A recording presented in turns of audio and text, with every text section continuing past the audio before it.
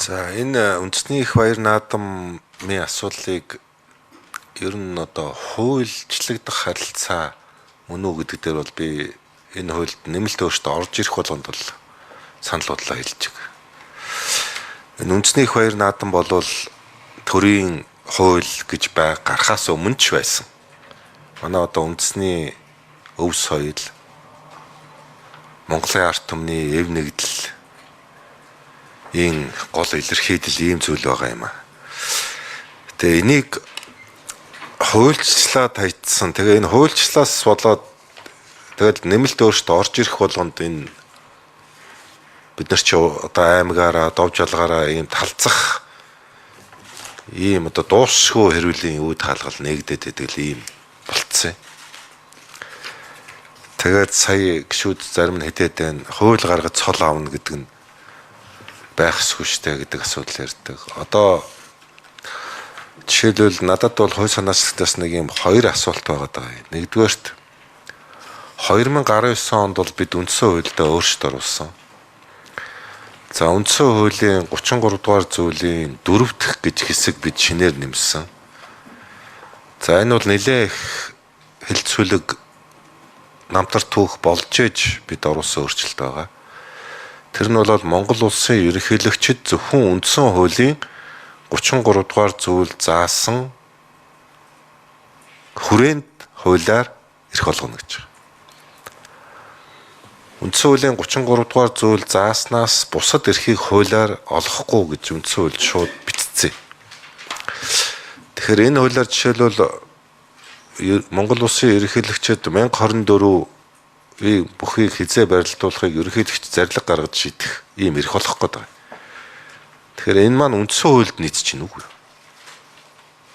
Тэгэхээр үндсэн хуульд нийцэхгүй хуулийг бол улсын их хурл хэлцэхгүй. Хэрвээ одоо үндсэн хуульд нийцэхгүй гэж үзэж байгаа бол улсын их хурлын гишүүн дэгийн хууль зааснаар санал хураалтаас татгалцсан гарах бас ийм эрхтэй байдаг. За би бол үндсэн хууль нийцэхгүй л гэж үздэг. Ердөө хуулиар үндсэн хуулийн 33 дугаар зүйлд Монгол улсын ерөнхийлөгчид хизээ 1024 бүх барилдуулах эрх олгоно гэсэн заалт бол үндсэн хуульд бол байхгүй. Тэгэхээр энэ үндсэн хуулийн хаана хэрмээс давчаад байгаа юм шиг надад санагдаад байх юм. Тэгэхээр энэ цаашаа явж чадахгүй болчиход байдаг. Тэгээ энэ дээр хууль санаасч ямар баталтай байгаа юм бол. Та бас яг нэг хариултандаа асуултандаа та хариултыг хэлчихлээ л дээ.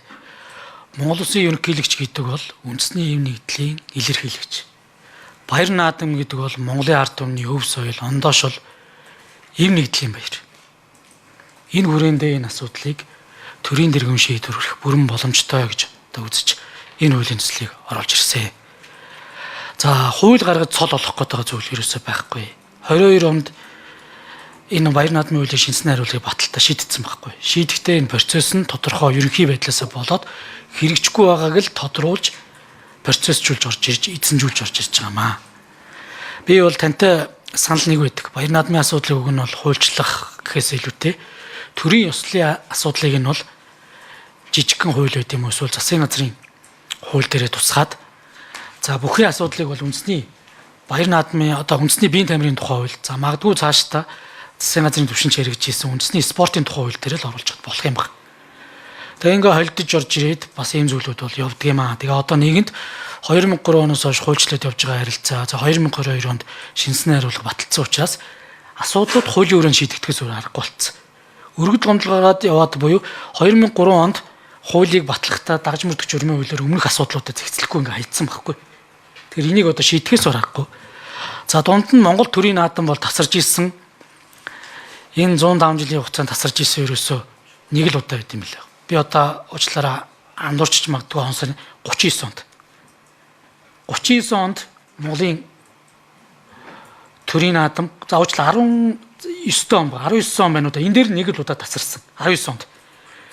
Энээс хойш ерөөсөө төрийн наадам тасарж байгаагүй. Тэгээ бид эдийн түүхэн уламжлал бэлэгдэл энэ баяр наадмын харилцаа бол нэг талдаа бас үндэсний эв нэгдэл энэ Монгол түмний одоо ондоошол энэ одоо зүйлс өв соёлоосаа гадна энэ бол төрийн одоо бэлэгдэл шүү.